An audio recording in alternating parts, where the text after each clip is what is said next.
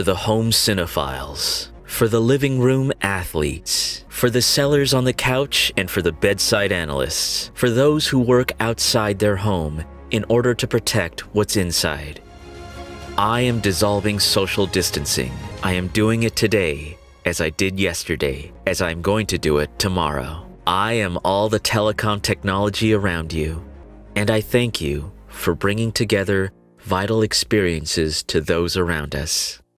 Salut și bine ați venit la o ediție specială a emisiunii ZF IT Generation, dedicată modului în care industria de IT abordează problema muncii hibride și ce aspecte sunt luate în calcul în această discuție. Vom aborda aceste subiecte alături de Andres Angelani, CEO al Cognizant Softvision, un lider global în ingineria produselor software, care are și o prezență locală. Vom discuta așadar în limba engleză în continuare. Andres, hello and welcome to our show. We are really thrilled to have you with us. Hi, it's a pleasure to be here. Absolutely. So thank you again, Andres, for joining us. You recently published an article in Forbes regarding how companies should think about remote work and talent overall, and to not just think of it as a cost-cutting exercise, but instead actually invest and deliver a better experience. So please tell us more about what you're thinking here. Yeah, so we think about this as an opportunity really to improve the experience at work versus just a way to optimize facility cost.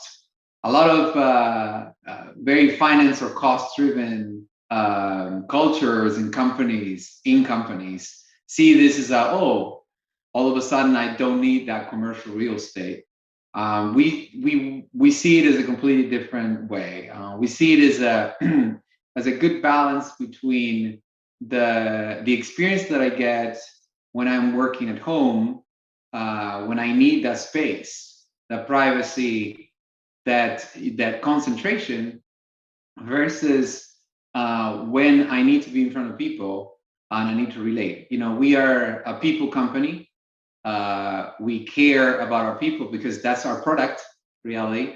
It's the minds of our people. So we are constantly thinking of ways in which, you know, we can, you know, really maximize those experiences.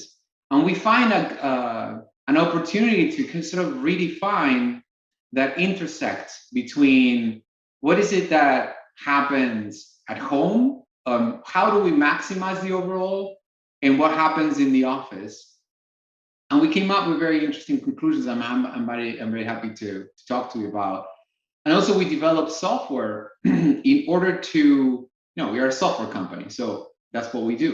We develop software in order to make sure that we choreograph that experience so that the transition between the work from home and the work in the office is smoother. It can be planned and allow people to have a better quality of life, a better work-life balance. And we don't really see this as like the pandemic right now kind of pushes us into a complete work from home way, because we see a lot of residual stress that generates from your work. You're basically your home becoming your workplace.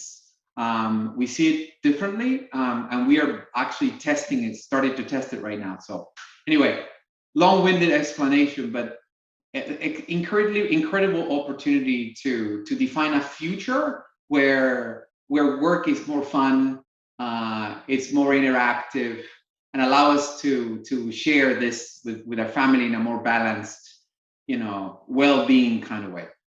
So thank you for the introductions. A lot of things to discuss from now on. So let's take them one by one.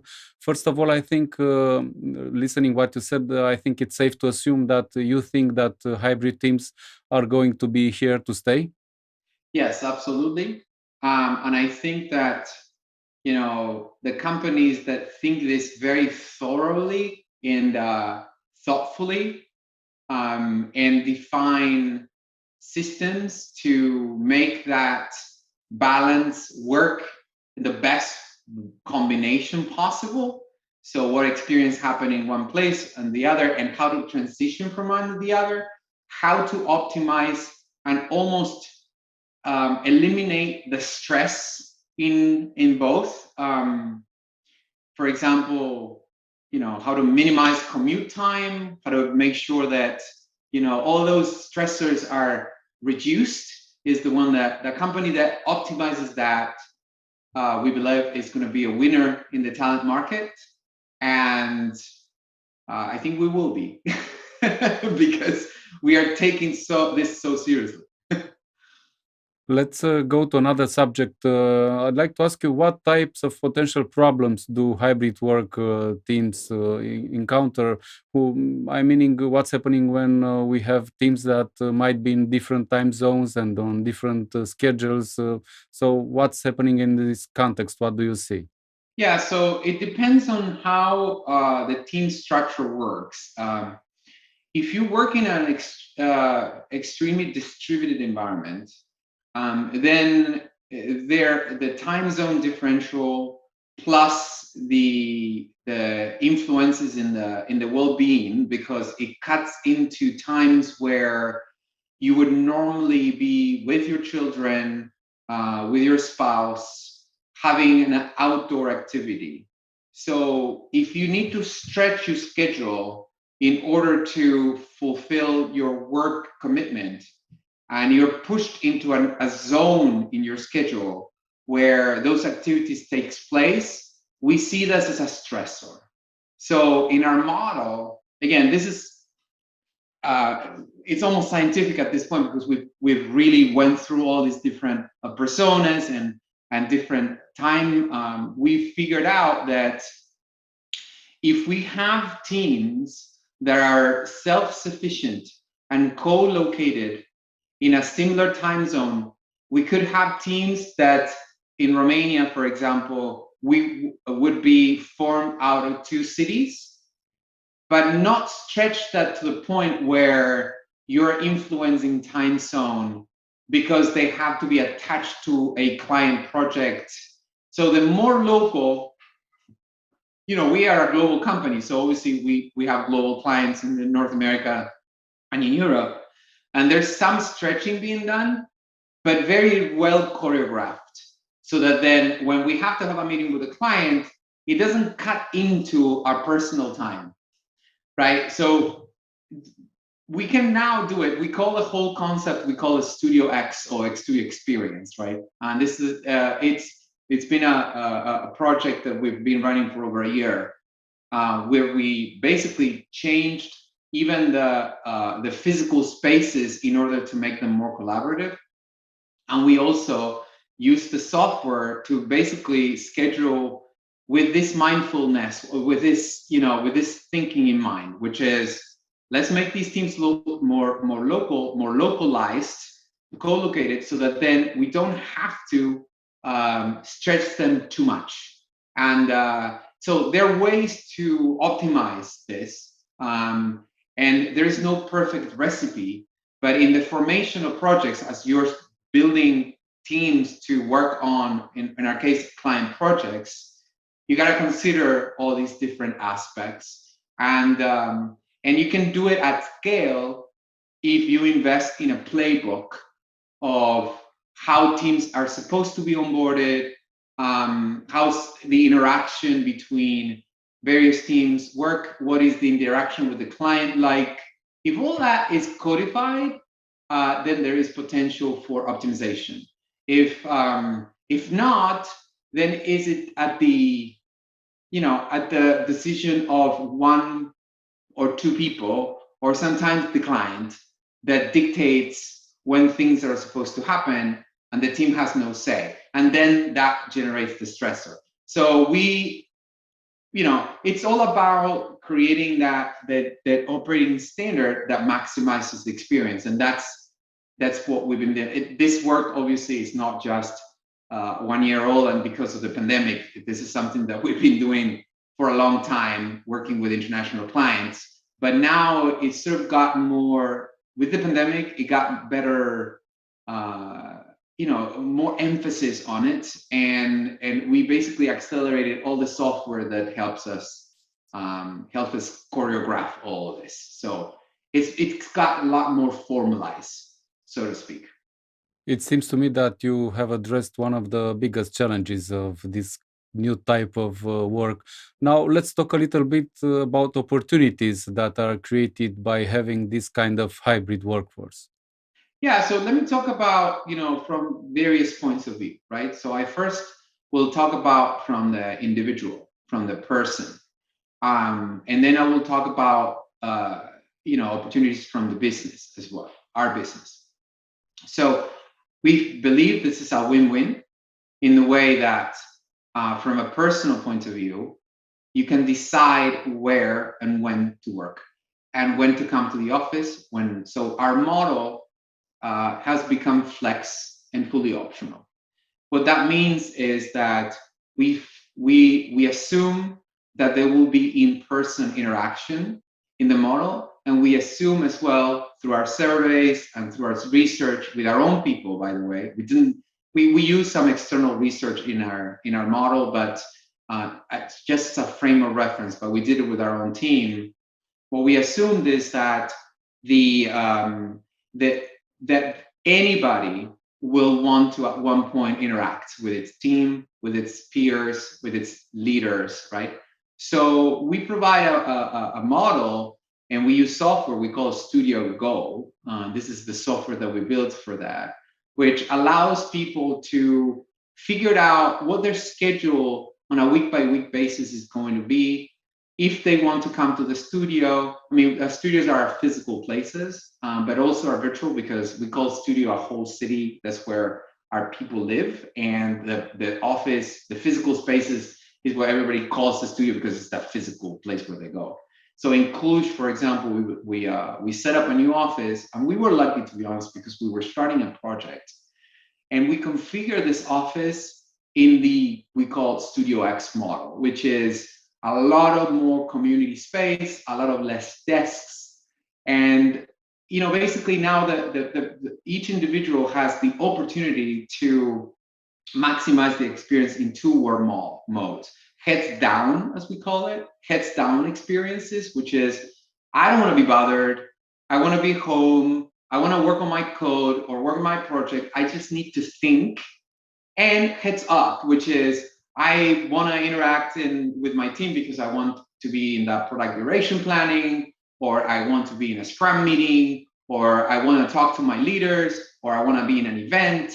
I want to be there. So they can choreograph this through the software, and agree when to meet, why they would meet, and meet around an activity that has been pre-planned, so that when you get to the studio, we have a team that's called Studio Experience Team that is sort of a concierge. So when they get to the studio, everything is ready. So if you want to do a product iteration planning, then you will need props and things and spaces and things configured that is ready to go. We just opened the studio, so this all is being tested. So now we're doing the basics, but we're prolonging. So there are opportunities for people to decide when is it that they will come to a studio when they work from home. So that's a major thing. Why? Because obviously it gives you better management of your time. And also in the cases where the driving and the traffic is heavy, you can basically optimize commute time instead of just being obligated to come to the office. This was possible, by the way, and let's just give you a little bit of background, because the clients also got more flexible in this model. And when we explain, hey, listen, we not only get more productivity out of this, but also we get a relaxed person. At the end of the day, these guys work with their mind. I mean, they need a fresh mind to do the work and to optimize and feel motivated and engaged in their work. If you allow us to choreograph this, then you're going to get a better output. We tried it, we proved it. The clients are a lot more flexible. So, and we do a lot of innovation projects. So, normally you have a little bit of leeway when you do that. So for a personal point of view, I think it's a greater degree of flexibility that is also planned. It's not just, do whatever you want. You don't see anybody. That's not good, right? Let me just qualify that clearly. the fact of leaving people to their own devices is not good because it creates a sense of disengagement. What we want through our community structure, which has been fundamental in the setup of this model, are people live inside of communities of talent. If I'm for example, a Java or a .NET engineer, then I live in my .NET community. If I'm a full stack, that's so everybody just lives in their community, and they have community leaders. They have the opportunity to meet the leaders in person. They're attached to a home studio, but it's a degree of flexibility with the supporting structure that maximizes the experience. So that's at a personal level. At a business level, we see that it gives us a lot of opportunities to really recruit nationally now. So imagine that if we allowed total optionality, and the individual that we just hired is onboarded and then decides to come to the studio maybe once every couple of weeks or once a month, then we just move completely outside of the commute area, right, of that physical space. Everybody else before the pandemic, everybody used to come to our office. Now they could work from home for most of the days, meaning if they make it, maybe they won't make it once every couple of weeks or once a month to the studio. It's a fun get-together opportunity for the people versus, oh, I just have to go there and work. I'm just going to be my buddies. I want to relate with them. And I could live in the country if I wanted, So it allows people first of all, it allows the business to expand truly nationally, which, we're recruiting hundreds a month, which we're growing quite significantly in Romania right now. And for us, access to qualified talent is critical. So it allowed us to open up, which truly justifies the fact of investing in a method that would allow people to be completely flexible. That's where we find that intersection point. That's why the X in the studio experience is X in experience, but also it's intersect of hybrid and work and work from home. Intersect of work from home and office, and also is intersect between the benefits of the employee and the benefits of the business. So that X means a lot of things. Thank you so much for sharing all this with us. I love the way you said that you are working with your mind, so you need to start from that in the way you are designing your new ways of working. I'd like to ask you also, what are the different types of hybrid schedules companies may have to manage? For example, some workers who work remotely all the time, or workers who are on site only several days a week. Yeah, so we modeled all these different scenarios. You can be fully remote with occasional visits to the studio, which are planned. You can be 2 to 3 times a week, 1 time a week. It's defined by the individual. So it's total flexibility. I know that some companies have restrictions. In our case, we convinced everybody, the client, we convinced, we are part of a much larger corporation called Cognizant. So we're kind of that innovation engine within Cognizant. So we have the luxury of doing all these things, which are fun. So we had to go through a lot of hoops. We needed to check also from a legal standpoint, worldwide, what was possible, the realms of the possible. It's not easy, but we could achieve it. We are essentially part of a much larger public company in North America. So imagine that from a compliance standpoint, we had to go through a lot of cycles, but I'm happy and proud to say that we can say, tell me what you want to do, and we'll figure it out. From a talent perspective. So we are really completely flexible at this point. And I understand the companies that are not yet there the larger the company is, the more issues it has, obviously, with regards to this. But what I can say is that once you know, compared to a small company, once you go through all these different hoops, and when this is formalized, then the investments are very serious, and they're very they're quite strong. Versus a culture where I just do whatever you want, but you're not going to get any support. In this case, we're thinking about everything because this is a large group, right? So we can't just have the luxury of, if you have 20, 30, 50, 100 people, you can do this. When you have almost 3,000 people, then, you know, you got to really think about it. So we spend money, we spent a lot of brain power on building this thing. So I just want to provide just an angle of differentiation, because people think, oh, we're just, you know, they just, no, it's software being built, it's legal and compliance being done, it's the configuration of the space being redrafted, people hired. You have no idea how important and how, you know, how much work it takes to really build something that is truly good, you know, solid.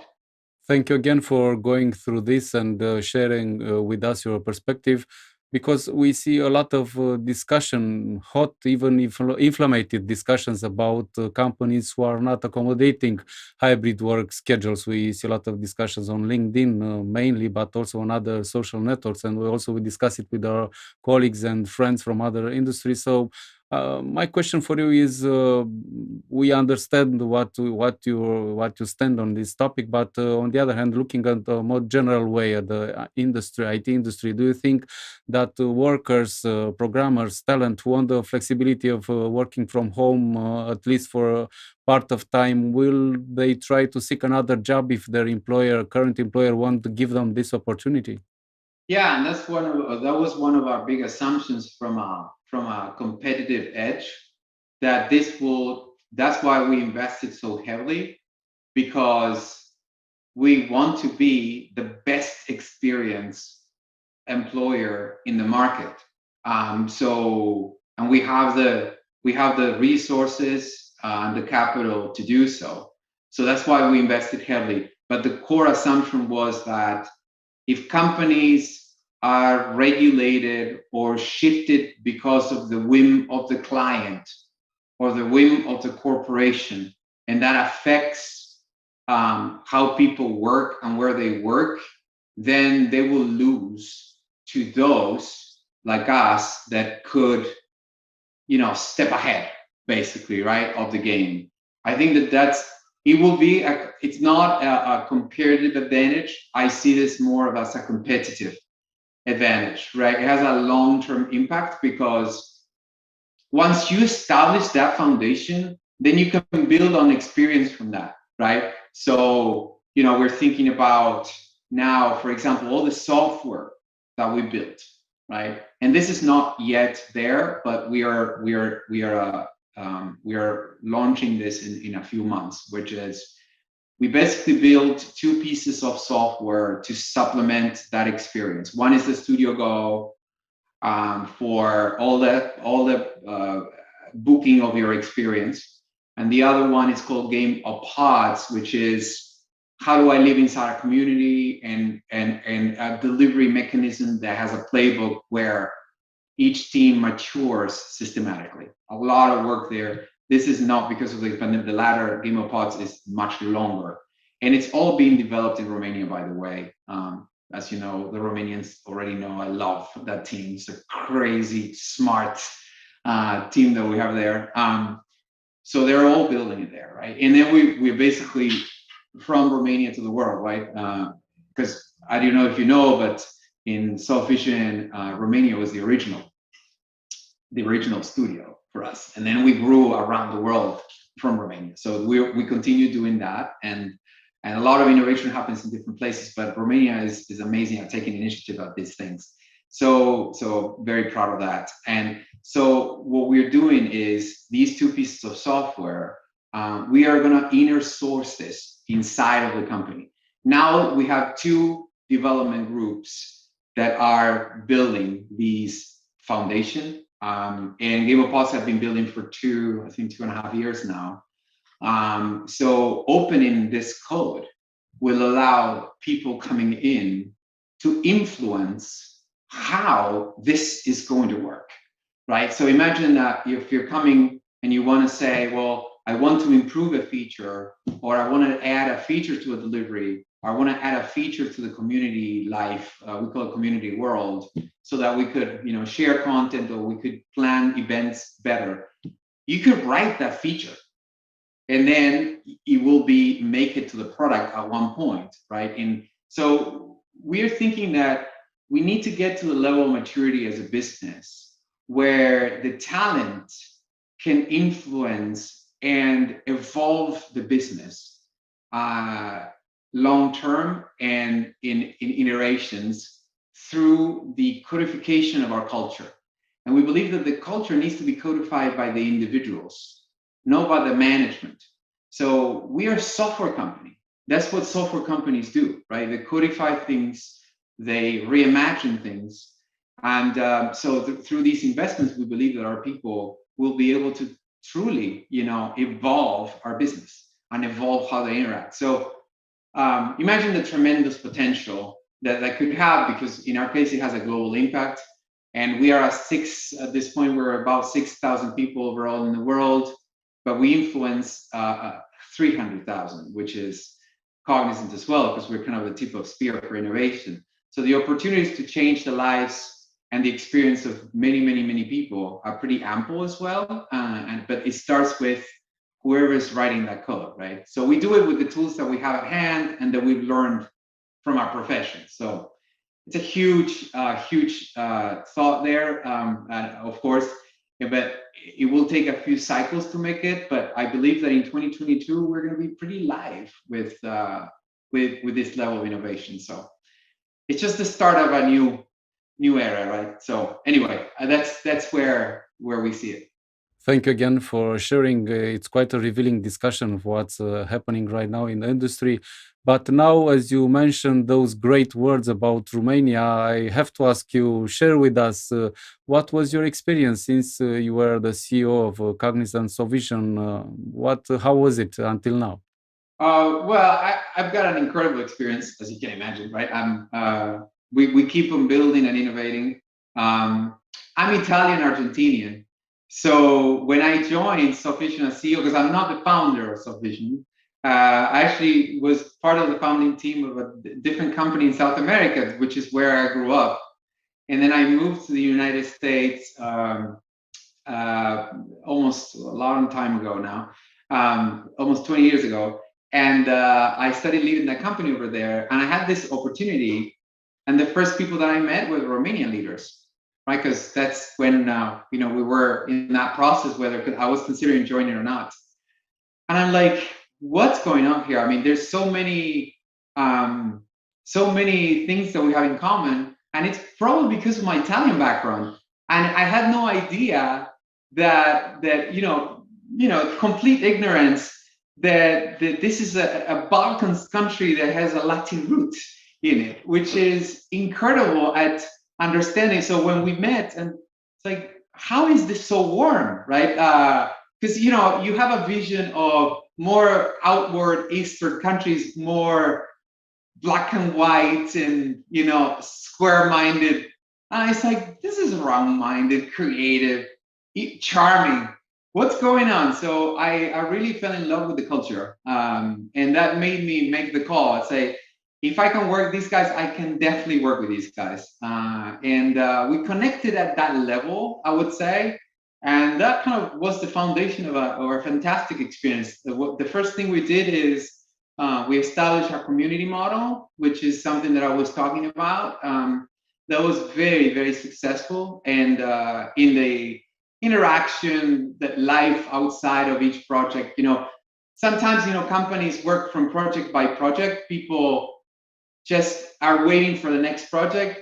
At Softvision, you have life outside of the project. You're part of a community, right? You report to your community lead. You don't report to a project manager. The project manager is your day-to-day, but you're doing other things. So that's the first thing that we decided to do. And that was something that came out from the Romanian team. And then we started growing very, very quickly from Romania, and then we started plugging into starting out studios in other countries and buying companies as well. And then we got acquired. So it's been a fantastic run, always supporting the team over there, but at the same time, I'm getting tremendous amount of value from that team that is still there. We don't lose people. We're like, the leaders are always the same. It's kind of my family already. So I don't know how to conceptualize it, but I cannot speak enough of how fun the experience has been. Thank you again for your wonderful words about Romania and the Romanians. And we can tell, looking at you, that you are passionate about what you're doing and that you're enjoying doing this. So I wish to go back right now to our main topic of our discussion, and I'd like to ask you what's your view? What types of projects require people to be online, working together at the same time versus asynchronous work? Is it a department by department decision? For example, might analysts or engineers be better able to work asynchronously, while strategists and leaders need more collaboration, including meeting face-to-face? What's your view on this topic? So essentially, our model is cross-functional. So when we build teams that have analysts, they have strategies when they're needed, they have design, they have engineering. And these teams exist in all the studios. Softvision Romania has all those roles, right? So we don't believe this is a role-based decision. We believe this is an overall decision. And as explained, what's important is to figure out what activities that team jointly decide that need to be done in person versus what activities need to be done online. And it's more of a team decision or a project decision rather than a general policy. That's why our general policy is optionality. So it's total optionality. That's my policy as CEO, right? So I said, I want a foundation that allows teams to select a criteria that would select and maximize the experience of an activity for the people and for the outcome that we want to produce in the right environment. That was my sort of, after all the research, that's at my level. And then as we descend into implementation, obviously the software helps to execute this, but at the end of the day, it's a lot of the decision on those teams that we'll figure it out that probably for iteration planning, if we need to do it once every couple months or once every 3 months, then it's probably best to do it at the studio physically so that then they meet. But then I'm giving you an example. It might not be true for a project, right? But I'm giving you an example. Then for scrums or for iteration planning, then might probably, once every couple we do it at the studio, and once we do it, and if scrum we do it online because it's best and it's just a little, stand up that we do online. It's the optimal combination of how the team wants to lead it, the criticality of the project sometimes. Sometimes you need, if you're in a critical project that's gone bad for some reason, then you probably want to meet at one point. So we just have to provide the foundation to maximize the experience versus dictating what the rules are. There's dangers in policy, right? Policy is always a double-edged sword. When you establish a policy that says analysts are supposed to meet in person, well, but in what context? Are the analysts alone sufficient? Or they need to have an engineer to figure out what the feasibility of what their planning is? And is that engineer remote or not?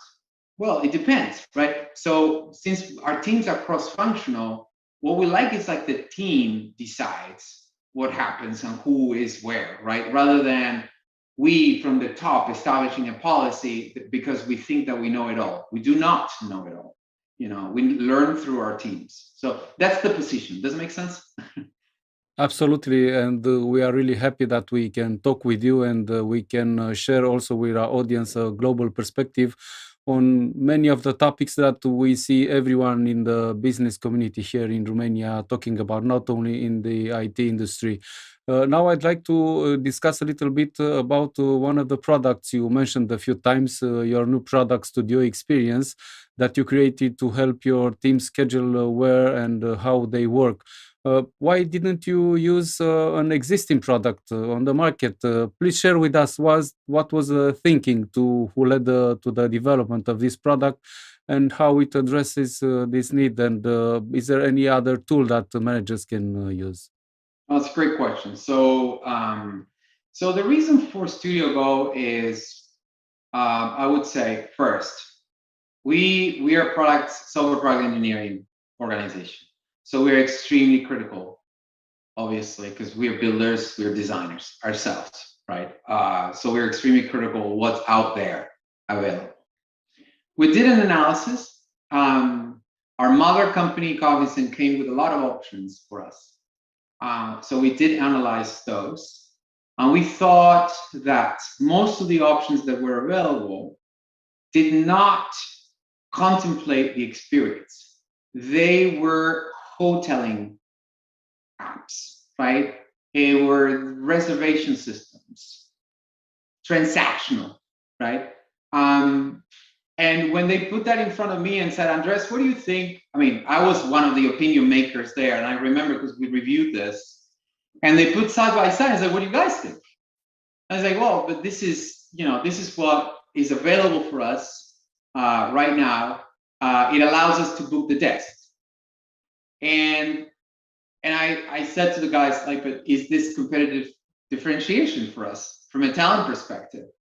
Obviously, the answer was no, because they were not around the experience. They were like, okay, I'm just going to book my desk, but you're fine. I mean, our Studio Go has that. That's a feature. But if you're thinking about how the concierges at the studio, that studio experience team, needs to prep you, needs to put together an event, all that stuff, it's a lot more than just booking a desk, right? So, or figuring out how the distance needs to be on COVID, right? Fine. I mean, that Studio Go does that, but those are basic transactional features.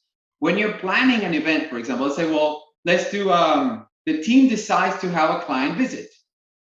Clients coming over to visit us. Okay, so how does experience need to be? That needs to be choreographed, the space, the props, the thing. Studio Go is all about the experience, right? So we don't believe that exists, because there is, you have event management applications, you have hoteling apps to book desks, you have all these COVID things now that they have a bunch of sensors and things, and they check certain things. But to be honest with you, there's nothing as fully comprehensive that is experience-based. So that's why we decided to build it. I'm starting to think that other companies who are going to watch this interview and hear about this are going to be jealous, and maybe they'll start calling you to ask if you are not selling this for other companies. Did you consider this? Well, not yet, because we want to, I'm a big beta testing guy, beta guy. So now we're in beta. So we're going to be in beta for a while until we have all the data. When we have all the data, well, maybe, why not? But it was not the main. It was not the main goal. Never. I mean, I don't know if this becomes a business for us. It's great, but it's just more of a. We want that experience. We want to make sure that we achieve that level of experience. If we achieve that level of experience, then it could become very, very interesting. But the data will tell us that, and there will have to be several iterations before we even think about commercializing this. Okay, and let me ask you one more question about this hybrid work. I'm curious if you have a policy for how long can one work remotely all the time, or how do you determine who needs to be when in the office? What's your policy on this? Can, for example, someone stay for a year remote?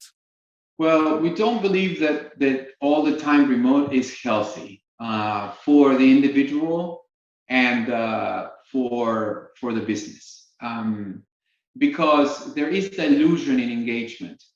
And also, we're humans, right? It's not just about just doing the work, but we spend, if you think about it, most of the hours in an adult life are, spent working. Most, I mean, a significant part, at least a third, right? So you're spent working. So it's pretty significant. So it needs to be a good experience. Again, I'm just going like a crazy man repeating myself, but if you just online all the time, you start to create some sort of artificial, view of how things work and some preconceived assumptions that might not be true. It's not the same to have a conversation online than having a drink with a person. It's not the same. We're humans. We pick up on a lot of cues. The proximity gives us different perception. It's not the same. So we believe that there has to be kind of a frequent connection, right? But again, I mean, it's just a function of logistics. So the balance is key. I always say to my teams, art is in the balance, and art can be codified, by the way.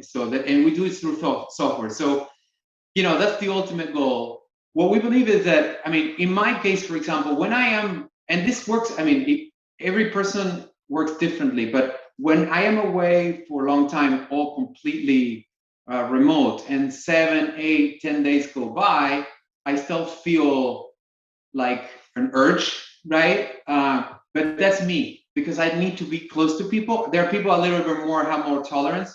So it just depends on them. That's why the total optionality paradigm fits this assumption. But in our case, for example, in my case, I decided to I work at Hudson Yards in New York City. That's my sort of studio space. And I live in Westchester County, which is right outside of the city, north of New York City. And I decided to at least go once a week, for example. So I'm going once because I need it, right? I just need to go have a drink with somebody, have lunch, right, with somebody. But I do it more on a social part, like rather than, I'm just gonna have to work and I will be on my computer. I'm dancing around the office when I'm there, right? So I'm meeting this guy, and then what we do is we coordinate on the several people coming and say, are you coming on Wednesday? Yeah, let's go on Wednesday. So then we plan it for Wednesday and we have an activity all that interact on Wednesday. That's how it works for me, right? But it depends on each team. Thank you very much for sharing this. It makes sense, at least for me, what you're saying. Now, as we move to the end of our discussion, I propose you to shift gears for a moment, and I'd like to discuss with you about a large event that's coming up. It's called Programmers Week 2021. So tell me about it and what can people expect from it this year? Oh, well, this is one of our most proud events. It's the annual. Again, it started in Romania. This is a Romanian thing. I think this year we start exactly in the 256th day. So it's, I think it's September 13th when it starts. Sometimes we can't make it perfectly fit, but it just starts on 256, which is Programmers Day, right? It's an annual, so thousands of people will attend.